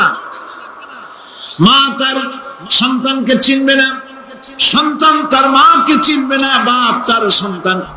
দেখেন না কুট্টি, এই যে 1 জানুয়ারি রাত 12টার সময় আমার ঘুম হয়ে গেল, এই যেখানে আমি ছিলাম, বিকট আওয়াজ। আমি মনে করলাম পাশের বাড়ি বুঝি ডাকাত পড়ছে। পরে বাড়িওয়ালা আমাকে বললেন যে ডাকাত না, বোধহয় এই নিউ ইয়ার সেলিব্রেট হচ্ছে, নতুন বৎসর উদযাপন হচ্ছে বোমা দিয়ে, শহরবাসীর আরামের ঘুম হারাম করে এগুলি করা হচ্ছে। এ তো গেল 1 জানুয়ারি। আর যখন আমাদের নিজেরটা যখন আসে, অর্থাৎ 1 বৈশাখ, তখন দেখছেন অবস্থা 1 বৈশাখে। এবছর আমাদের দেশে 1 বৈশাখে ঢাকায় যে দৃশ্য আমি টিভির মধ্যে দেখলাম, তাতে আমার মনে হয়নি যে 12 কোটি মুসলমানের দেশে রাজধানীতে এই দৃশ্য হচ্ছে। আমার মনে হচ্ছিল এটা বুঝি কলকাতা অথবা অন্য কোনো শহর হবে। আমি দেখলাম সমস্ত যুবক যুবতী, নারী পুরুষ, বিভিন্ন বয়সের লোক সব একসঙ্গে রাস্তায় নেমেছে, নাচতেছে। তার মধ্যে বুদ্ধিজীবী আছে, শিক্ষিত লোক আছে, সমানে নাচতেছে। আর তাদের মুখোশ পরা, বানরের মুখোশ, কুকুরের মুখোশ, শুকরের মুখোশ, ঘোড়ার মুখোশ, হাতি শিয়ালের মুখোশ, এই মুখোশ পরে এভাবে নাচতেছে। আমি চিন্তা করলাম, নববর্ষের সাথে কুত্তার মুখোশের সম্পর্ক কি? নববর্ষের সাথে পাপি শ্রীগালের মুখোশের সম্পর্ক কি? তাহলে ওরা কি বলতে চায় যে আগামী বছরটা আমরা কুত্তার ভূমিকায় অ্যাক্টিং করব, অথবা শ্রীগালের মতো ধূর্তামি করব জাতির সাথে? তারপরে কি করলো? সকাল বেলায় যুবক যুবতী 1 বৈশাখ সূর্য উদয়ের আগে রমনা লেকের পাড়ে গিয়ে সব দাঁড়িয়েছে বাসন্তী রঙের শাড়ি পরে। তারপরে সেখানে দাঁড়িয়ে সূর্য উদয়ের পানে তাকিয়ে সকাল বেলায় ভাবে করজোর করে বলছে, এসো হে নববৈশাখ স্বাগতম হে। নববৈশাখ অলক্ষে বোধহয় এটা শুনে বলতেছে, বাবাজিরা আমারে ডাকতেছো, অপেক্ষা করো আমি আসতেছি। আমারে ডাকতেছো, আমি আসতেছি, কোমরে গামছা বেঁধে আসতেছি, 225 মাইল স্পিডে আসতেছি, 30 ফুট উঁচু জলোচ্ছ্বাস নিয়ে আসতেছি, নববৈশাখের মজা। আমার ভাইরা, মুসলমান নববর্ষ উদযাপনের সাথে মুসলমানের কিসের সম্পর্ক?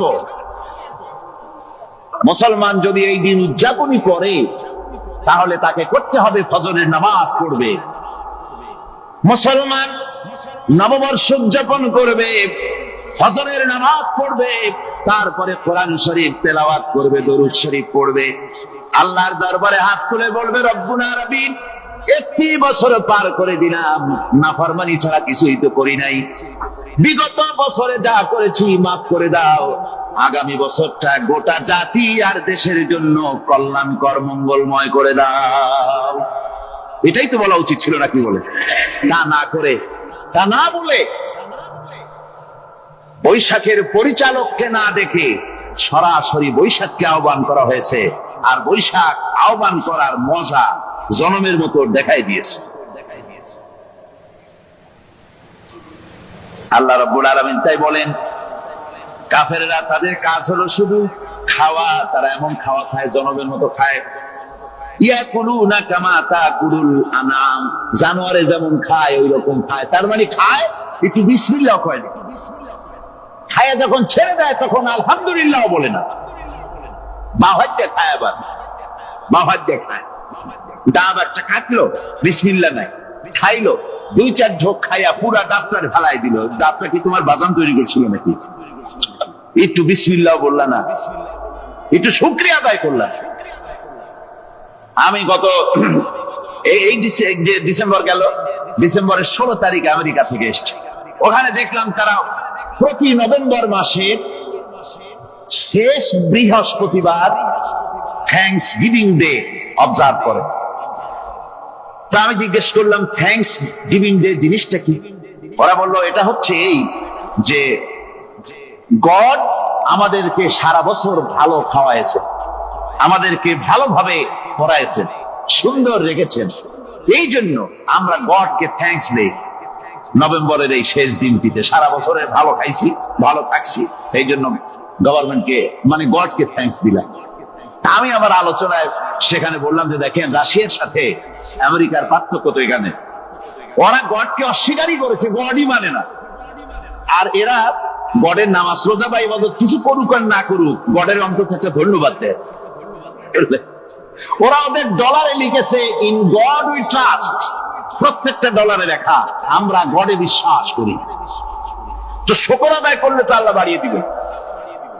আল্লাহ রাব্বুল আলামিনের সুন্নাত হলো শুকর যদি কেউ আদায় করে আল্লাহ বাড়িয়ে দেন।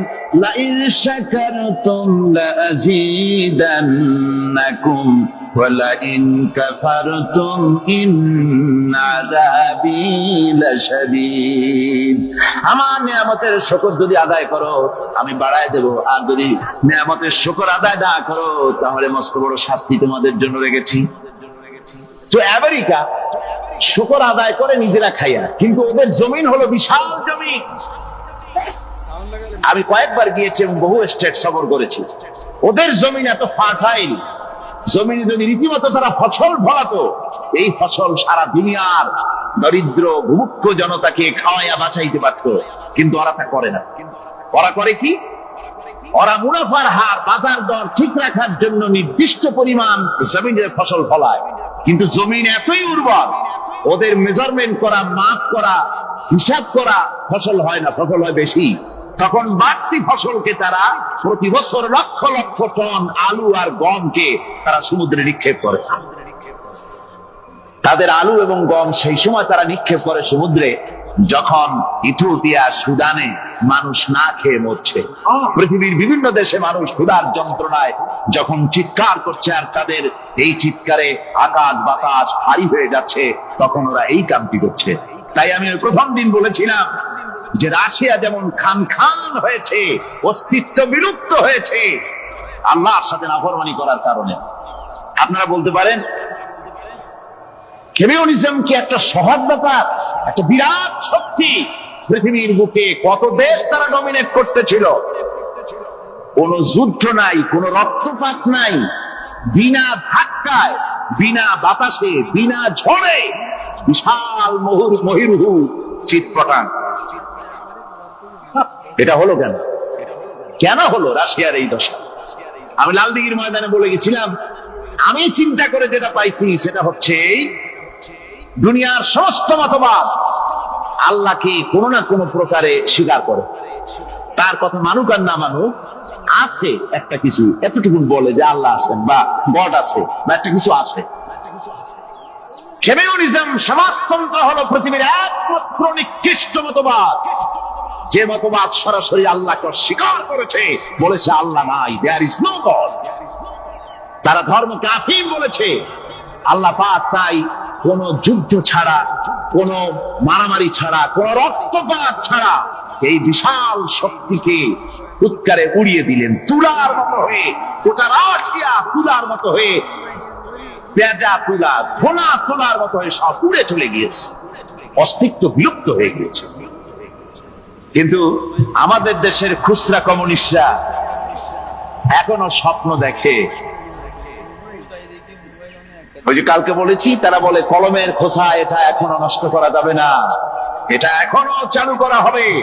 এখনো চীনে আছে, এখনো কিউবায় আছে। ওই কিউবা থেকে, চীন থেকে ফিদেল কাস্ট্রোর একটু আওয়াজ শোনে, চীন থেকে মিস্টার ব্যাং না কি জানি না, ব্যাং এর আওয়াজ শোনে, আর তাই মনে করে এ বুঝি সমাজতন্ত্রের বিজয়ের গান। না, চীন থেকে আর কিউবা থেকে যে আওয়াজ আজকে উঠতেছে, এই আওয়াজ সমাজতন্ত্রের বিজয়ের আওয়াজ নয়, এটা হলো সমাজতন্ত্রের মরণ যন্ত্রণার গোঙানির আওয়াজ। কাজী এরা দুনিয়ার বুকে শুধু আনন্দ এবং ফুর্তি করে, আল্লাহকে চিনতে তারা ব্যর্থ হয়েছে।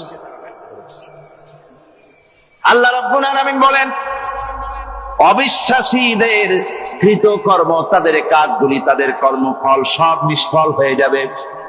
ওয়াল্লাযীনা কাফারু আ'মালুহুম কাসারাবিন বিকিআতিন ইয়াহসাবুহুল যামআনু মা। আল্লাহ পাক বলেন, কাফের যারা, অবিশ্বাসী যারা আমাকে অস্বীকার করেছে, অবিশ্বাস করেছে, তাদের আমলগুলি হলো মরুভূমির মধ্যে মরীচিকার মতো। মরুভূমির মরীচিকা, মানুষ যখন মরুভূমির ভিতর দিয়ে যায়, পানির পিপাসা লাগে, দূরে দেখে পানি চিকচিক করতেছে, আর ওই মরীচিকা যেটাকে সে পানি মনে করেছিল, হাত্তা ইযা জাআহু লাম ইয়াজিদহু শাইআ, যেটাকে সে পানি মনে করে ছুটতেছিল, যখন কাছে গেল আল্লাহ পাক বলেন কিছুই সেখানে পায় না, শুধু মরীচিকা, বালু আর বালু। এরকম করে যারা আমার দিনকে অস্বীকার করেছে, আমাকে অস্বীকার করেছে, তারা যত ভালো কাজ করুক আর যাই করুক না কেন, তাদের কৃত কর্মগুলি এভাবে সব নিষ্ফল। এ হলো এক কথা। 2 নম্বরের কথা হলো, ওরা মনে করেছিল সমাজতন্ত্র শান্তি দেবে, কমিউনিজম শান্তি দেবে, সোশ্যালিজম শান্তি দেবে, ক্যাপিটালিজম শান্তি দেবে। এই শান্তির চিন্তা করে অগণিত মানুষকে হত্যা করে সমাজতন্ত্রের রাজত্ব যখন কায়েম করলো, 70 বছরও চলে গেল, তারপরে তারা দেখলো হাত্তা ইযা জাআহু লাম ইয়াজিদহু শাইআ, কিচ্ছুই পেল না। তারা ক্ষুধার যন্ত্রণায় মরলো, কাপড় নাই, খাবার নাই। তারা ওই রাশিয়া থেকে, চেকোস্লোভাকিয়া থেকে, যুগোস্লাভিয়া দিয়া, রোমানিয়া থেকে, হাঙ্গেরি এবং পোল্যান্ড আর মঙ্গোলিয়া থেকে সেখানে সমাজতন্ত্র তাড়াতে আমরা যাই নাই। আমরা সেখানে সমাজতন্ত্রের বিরুদ্ধে তাফসীর করি নাই, ব্যাখ্যা করি নাই, বক্তব্য রাখি নাই। ওই সব দেশ থেকে সমাজতন্ত্র তাড়াইছে কে? কারা তাড়িয়েছে? না, ওরা নিজেরাই, সেই দেশের জনগণই এটাকে উৎখাত করেছে তাদের জমিন থেকে। আল্লাহ পাক বলছেন, যারা আমার দিনকে, আমার বিধানকে যারা অস্বীকার করবে, তারা এই অস্বীকারী অবস্থায় যদি মওত হয়, আমার সমাজতন্ত্রী কোনো ভাই যদি মাহফিলে থাকেন, কমিউনিস্ট কোন ভাই যদি মাহফিলে থাকেন, তাহলে শুনুন আল্লাহ কি বলতেছেন। আল্লাহ দিনকে, আল্লাহর কোরআন পূর্ণাঙ্গ জীবন বিধান, অর্থনীতি আছে, সমাজনীতি আছে, রাজনীতি আছে, কথা যারা বিশ্বাস করে না, কোরআনকে শুধুমাত্র নামাজ, রোজা, হজ, যাকাত আর বেহেশত দোজখ যারা মনে করে, জীবন ব্যবস্থা মনে করে না, এই অবস্থায় যদি মারা যায়, আল্লাহ রাব্বুল আলামিন বলেন, ইন্নাল্লাযীনা কাফারু ওয়া মাতু ওয়া হুম কুফফারুন উলাইকা আলাইহিম লা'নাতুল্লাহি ওয়াল মালাইকাতি ওয়ান নাসি আজমাইন। আল্লাহ রাব্বুল আলামিন বলেন, আমাকে অস্বীকার করার অবস্থায়, আমার দ্বীনকে, বিধানকে অস্বীকার করার অবস্থায় যদি মওত হয়ে যায়, তাহলে আল্লাহ, ফেরেশতা এবং तमाम পৃথিবীবাসীর অভিসম্পদ তার উপরে হতে থাকে, লানত হতে থাকে। খালিদিনা ফিহা লা ইউখাফফাফু আনহুমুল আযাবু ওয়া লা হুম ইউনজারুন। এই অভিসম্পদ অবস্থায় তারা সব সময় লিপ্ত থাকবে, না তাদের আযাবকে কমায় দেওয়া হবে, আর না তাদের কোন রকম অবকাশ দেওয়া হবে। এখন আরো মজবুত কথা, হযরত মুসা আলাইহিস সালাম বলেন, ফেরাউনের জেলের ভয় আমি করি না, আমার কি জেলের ভয় দেখায় লাভ নাই, আমি আল্লাহ পাকের পয়গম্বর। হযরত মুসা আলাইহিস সালাম, ফেরাউনের দলবল আছে, লোক লস্কর আছে, তার অস্ত্রের অভাব নাই। আল্লাহ রাব্বুল আলামিন মুসা আলাইহিস সালামের কাছে একটা অস্ত্র দিয়েছিলেন কিনা? আল্লাহ পাক হযরত মুসা কি বলেছেন, ওয়া মা তিলকা বিয়ামিনিকা ইয়া মুসা, মুসা রে তোমার হাতে ওটা কি? মুসা আলাইহিস সালাম বললেন, এটা লাঠি। আল্লাহ পাক বললেন, ফেলে দাও লাঠি। লাঠি ফালায় দিলেন, কি হয়ে গেল? হিয়া হাইয়াতুন তাসআ, লাঠি হয়ে গেল। এখন লাঠি পড়ে সাপ হয়ে গেল। সাপ দেখে নবী বলি হোক, সাবি হোক আর আলেম হোক, সাপ দেখলে ভয় করে না মানুষের? মুসা আলাইহিস সালাম ভয় পেয়েছে। আল্লাহ রাব্বুল আলামিন হযরত মুসাকে শোনায় দিলেন, খুযহা ওয়া লা তাখাফ সানুঈদুহা সিরাতাহাল উলা। ধরো, লা তাখাফ, ভয় পেও না। আল্লাহ বলছেন ধরো, ভয় পেও না। ধরার সঙ্গে সঙ্গে স্বাভাবিক অবস্থায় ফিরে আসবে, আবার লাঠি হয়ে যাবে। এখন আল্লাহ বলছেন ধরো, মুসা আলাইহিস সালাম কি ভয় পাওয়া উচিত হবে? উচিত হবে। মুসা আলাইহিস সালাম কি ভয় পাইছিলেন? কারণ হচ্ছে এই দুশমনের শক্তিটা খুব বড়ই দেখা যায়, মনে হয় যেন অনেক বড় কি জানি কি। আল্লাহ পাক বলছেন ইন্না কাইদাশ শায়তানে কানা দাঈফা। শয়তানের চক্রান্ত যতই তুমি মনে করো অনেক ষড়যন্ত্রের জাল বিস্তার হয়ে আছে, আল্লাহ কয় কিছুই না, দাঈফা, অত্যন্ত দুর্বল। আল্লাহ পাক বললেন ধরো, মুসা আলাইহিস সালাম সাপ ধরলেন, সঙ্গে সঙ্গে লাঠি হয়ে গেল।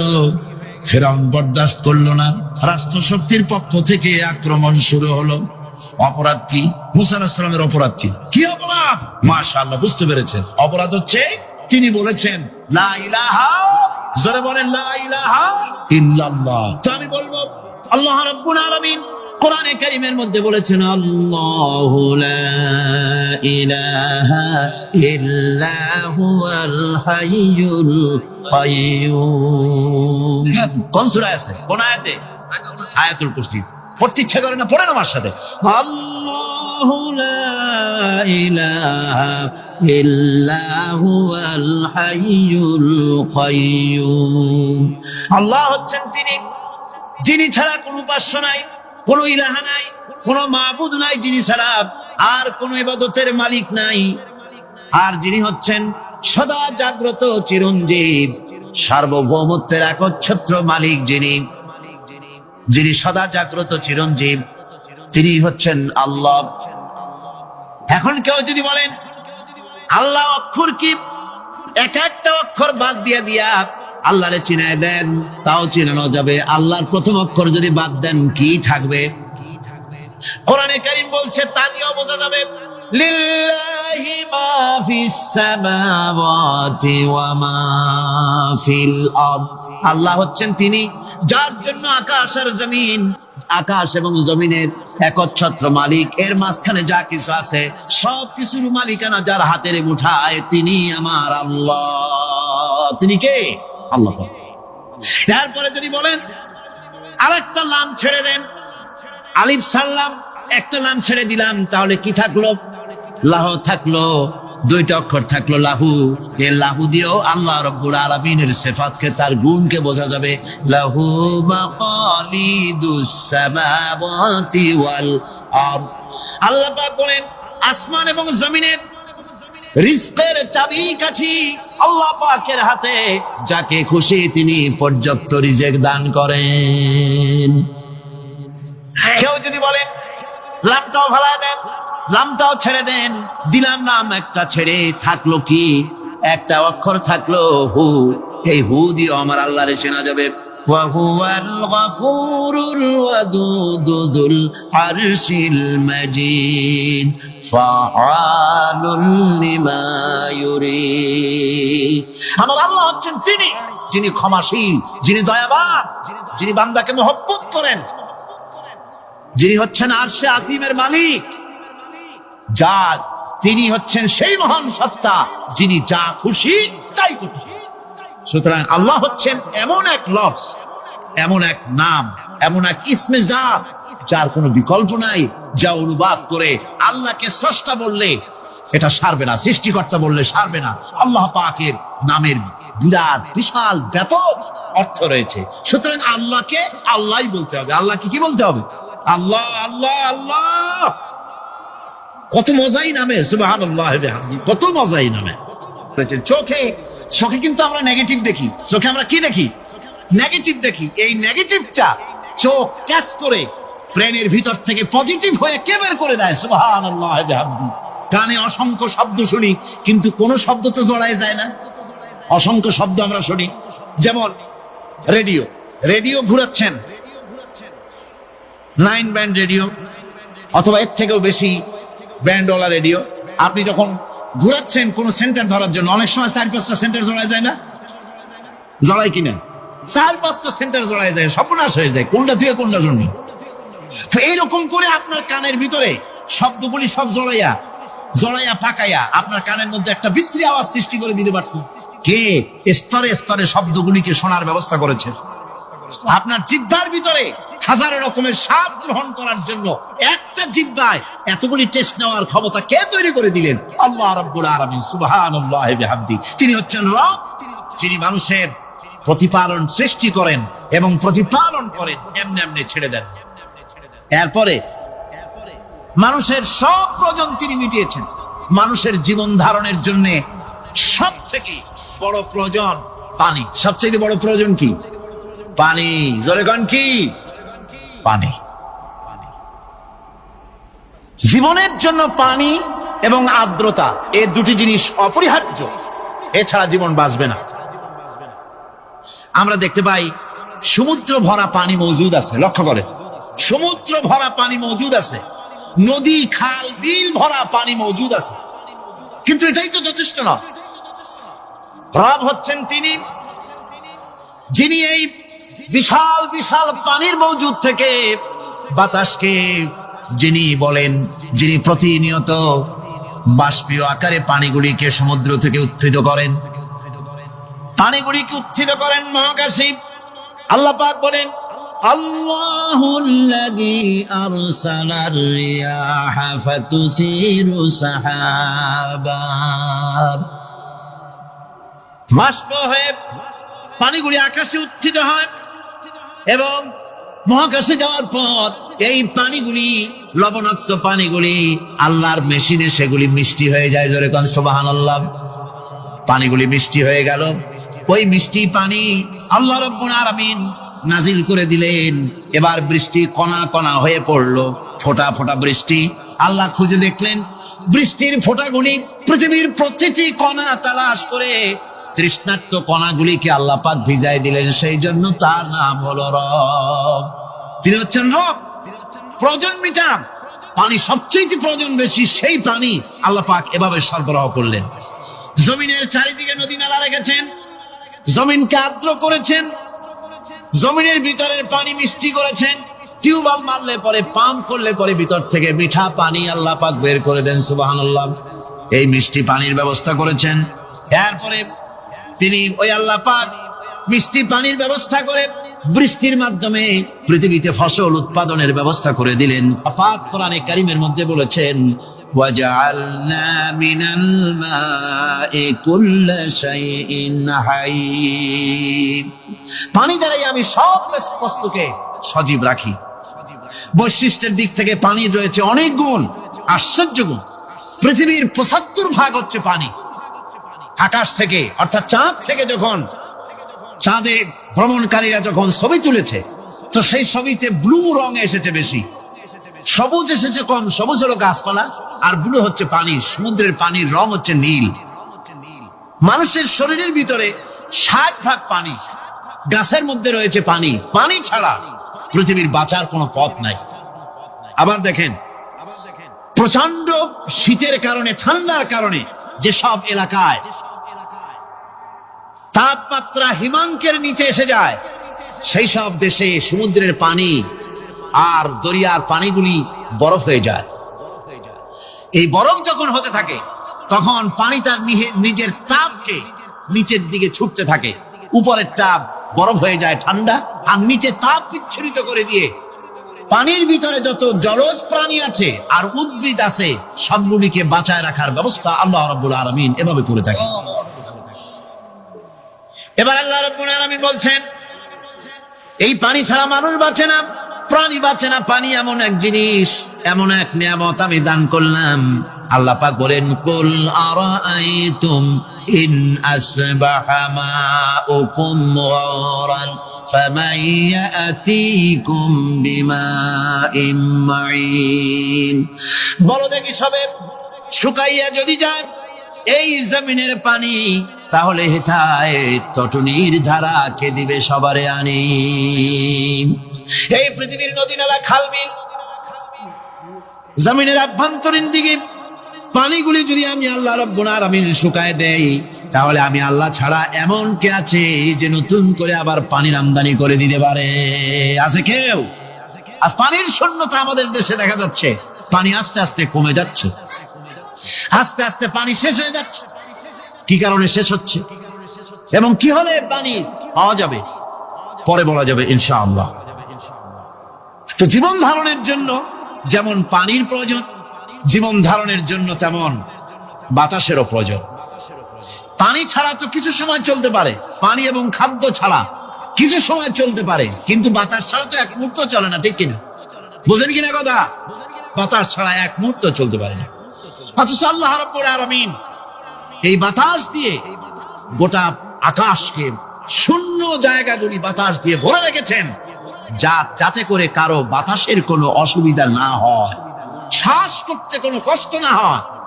প্রাণী জগৎকে বাতাস দিয়ে বাঁচিয়ে রাখার জন্য আল্লাহ পাক মহাশূন্যকে এভাবে সব এলাকা বাতাস দিয়ে ভরে রেখেছেন। এই জন্য তার নাম হচ্ছে রব। এটাই হচ্ছে রুবুবিয়তের নমুনা। আমার ভাইয়েরা, আল্লাহ রাব্বুল আলামিন পানি দিলেন, বাতাস দিলেন, খাদ্যের ব্যবস্থা করে দিলেন। শস্য শ্যামল এলাকায় আল্লাহ পাক সব জায়গাগুলিতে শস্য শ্যামল হোক অথবা উষর ধূসর মরুভূমি হোক, সারা পৃথিবী জুড়ে আল্লাহ রাব্বুল আলামিন খাবারের দস্তরখান বিছায় রেখেছেন। ওয়ামা মিন দাব্বাতিন ফিল আরদি ইল্লা আলাল্লাহি রিজকুহা। এই পৃথিবীর বুকে এমন কোন বিচরণশীল জীব নাই যেই জীবের রিজকের দায়িত্ব আমি আল্লাহ বা নিজ হাতে গ্রহণ করি নাই। জোরে বলেন সুবহানাল্লাহ। সব রিজেক আমি ছড়াই রেখেছি বিশ্ব জুড়ে সর্বত্র। আল্লাহ পাক বলছেন, ফালইয়ানজুরিল ইনসানু ইলা তাআমিহি আন্না সাবাবনাল মাআ সাব্বা সুম্মা শাকাকনাল আরদা শাক্কা ফাআমবাতনা ফিহা হাব্বা। আল্লাহ পাক বলছেন, মানুষের উচিত নিজ খাদ্যাদির দিকে লক্ষ্য করা, নিজে খাদ্যের দিকে লক্ষ্য করা। যেহেতু এই খাদ্য প্রতিদিন তার সামনে আসে, এদিকে তার লক্ষ্য করা উচিত। আমি কিভাবে, আমি প্রথমে জমিনের উপরে পানি বর্ষণ করি, পরে জমিনকে দীর্ণ বিদীর্ণ করি, এরপরে জমিনের ভিতরে উর্বরা শক্তি আমি দান করি। কে বলতেছেন কথা? আল্লাহ পাক বলছেন। এরপরে আমি নানান জাতের ফসল ফলন তোমাদের জন্য আমি দান করে দেই। খাদ্যের দিকে নজর করতে এই জন্য আল্লাহ পাক বলেছেন, মানুষ চতুর্দিক থেকে তো চোখ ফিরাতে পারে, মুখ ফিরাতে পারে, কিন্তু খাদ্যের দিকে তার নজর করতেই হয়। সকালে, দুপুরে, বিকেলে, রাত্রে সব সময় তার সামনে খাবার আছে। আল্লাহ পাক বলেন, খাবারের দিকে একটু নজর করো, কেমন ভাবে কি সুন্দর করে খাবারগুলি তৈরি করে দিয়েছি, শুরু কিভাবে হলো, পরিপক্ক কিভাবে হলো, সেদিকে তোমরা লক্ষ্য করো। সে লক্ষ্য তো করা নাই, সমানে খায়, বিসমিল্লাহ বলেন, আলহামদুলিল্লাহ বলেন, পাইকারি দরে খাইতেই থাকে। আল্লাহ পাক বলছেন, খাদ্যাদির দিকে লক্ষ্য করো। এই যে চাউল তোমরা খাচ্ছ, আটা খাচ্ছ, গম খাচ্ছ, মাছ খাচ্ছ, গোশ খাচ্ছ, তাম পৃথিবীর সমস্ত বিজ্ঞানী একত্রিত হয়ে একটা চাউল বানাইতে পারবে? জোরে কোন পারবে? না পারবে। পারবে প্লাস্টিকের চাউল খাবেন আর কলেরা হয়ে মরবে। পৃথিবীর সমস্ত বিজ্ঞানীরা একত্রিত হয়ে একটি চাউল বানাতে পারবে না, একটা ডিম বানাতে পারবে না। পারবে একটা ডিম বানাতে? পারবে না। বিজ্ঞানীদের প্রশংসা আমরা করি, হ্যাঁ করি, বিজ্ঞানীরা অনেক কিছু বিশ্বকে উপহার দিয়েছে, কিন্তু মূল রবের কাছে আমরা যাই না, তাকে চিনতেও পারি না, সেখানে যাই না। বিজ্ঞানীরা কি করেছে? আল্লাহর বানানো জিনিসগুলি তারা ডিজাইন করেছে। ডিজাইন করতে তো নিষেধ নাই, আর ডিজাইন করাই যায়, সৃষ্টি করতে পারে না। বিজ্ঞানীরা সৃষ্টি করে নাই, ডিজাইন করেছে। কিরকম? আল্লাহ পাক চাউল তৈরি করেছেন। চাউল তৈরি করেছে কে? বলেন না সবাই। এখন আপনারা সেই চাউল দিয়ে পিঠা বানান, পায়েস বানান, সেই চাউল দিয়ে বাবা পিঠা আরো কি যেন খায় চট্টগ্রামে, রস দিয়ে, ওটা কি কর? দই পিঠা না খায়, ধোঁয়া পিঠা। সেইভাবে করে আপনি ডিজাইন তৈরি করছেন। আটা দিচ্ছে, আল্লাহ পাক আটা তৈরি করেছেন, গম দিয়েছেন, এই আটা দিয়ে গোলগোল্লা তৈরি হচ্ছে, এর দ্বারা রুটি তৈরি হচ্ছে। এদের অসংখ্য রকমের সিমাই টিমাই ইত্যাদি দিয়ে, লাচ্ছা সিমাই, নানান রকমের সিমাই আপনি ডিজাইন করেন, অসুবিধা নাই। আল্লাহর তৈরি করা কাঠ দিয়ে ফার্নিচার তৈরি হচ্ছে, টেবিল হচ্ছে, চেয়ার হচ্ছে, গোষ্ঠী শুদ্ধ হচ্ছে। আল্লাহর তৈরি করা লোহা দিয়ে মাইক হচ্ছে, স্ট্যান্ড গান হচ্ছে, ব্রেন গান হচ্ছে, তারপরে প্লেন হচ্ছে। তাহলে আমি বলতে চাইলাম, বুঝাতে চাইলাম, সমস্ত জিনিস এর স্রষ্টা কে? যারা বলেন কে? বিজ্ঞান শুধু এগুলিকে এক জায়গায় করে অ্যাসেম্বল করছে, এগুলিকে এক জায়গায় করে এক একটা রূপ দিয়েছে। এখানে বিজ্ঞানের কৃতিত্ব আছে ঠিক, কিন্তু আপনারাই বলেন, লোহা যদি আল্লাহ তৈরি না করতেন এই মাইক তৈরি হতো, রাইফেল তৈরি হতো? আর রাইফেল যদি নাই হতো তাহলে কারাগারের বন্দীগুলো মারতেন কি দিয়া? রাইফেল যদি না হতো যুদ্ধ করতেন কি দিয়ে? ঠিক কিনা? যত মারামারি ইত্যাদি যা কিছু হচ্ছে, তো শুধু মারামারির জন্যই তো আল্লাহ লোহা বানান নাই। লোহার সবচাইতে বড় প্রয়োজন হচ্ছে জমিন কর্ষণ করা, জমিন চাষ করা। এই জমিন চাষের জন্য লাঙ্গল দরকার, শাবল দরকার, খোমতা দরকার, কোদাল দরকার। এই লোহার দাম তো আল্লাহ পাক এত লোহা বেশি দিয়েছেন, যার জন্য লোহার দাম কম। সোনা কম দিয়েছেন, যেহেতু সোনার প্রয়োজনীয়তা কম, লোহার প্রয়োজনীয়তা বেশি, এই জন্য লোহা বেশি দিয়েছেন, দামটা কমে গেছে, যার জন্য আপনার আমার জন্য কিনে ব্যবহারটা সহজ হয়েছে। কথা ঠিক কিনা বন্ধুগণ? আল্লাহ রাব্বুল আলামিন এইভাবে করে মানুষের রুবুবিয়তটা, আল্লাহ পাকের রুবুবিয়ত হচ্ছে এই, তিনি মানুষকে সুন্দর করে সৃষ্টি করে যা কিছু প্রয়োজন সবকিছু খাওয়াচ্ছেন, দিচ্ছেন। সে আল্লাহ পাক প্রশ্ন করছেন, কুল মান ইয়ারযুকুকুম মিনাস সামাই ওয়াল আরদ أَمَّنْ يَمْلِكُ السَّمْعَ وَالْأَبْصَارَ وَمَنْ يَخْرُجُ الْحَيَّ مِنَ الْمَيِّتِ وَيُخْرِجُ الْمَيِّتَ مِنَ الْحَيِّ। আকাশের প্রশস্ত বুক থেকে এবং জমিনের এই প্রশস্ত বুক থেকে কে রিজিক, তোমাদের খাদ্যকে উৎপাদন করে? কে নির্জীব থেকে সজীবকে বের করেন? আর কে সজীবকে নির্জীবে পরিণত করেন? তিনি কে? তিনি হচ্ছেন আল্লাহ পাক। আল্লাহ পাক বলছে, এই প্রশ্ন যদি তাদেরকে করা হয় তো তারা কি বলবে? আল্লাহ পাক বলেন,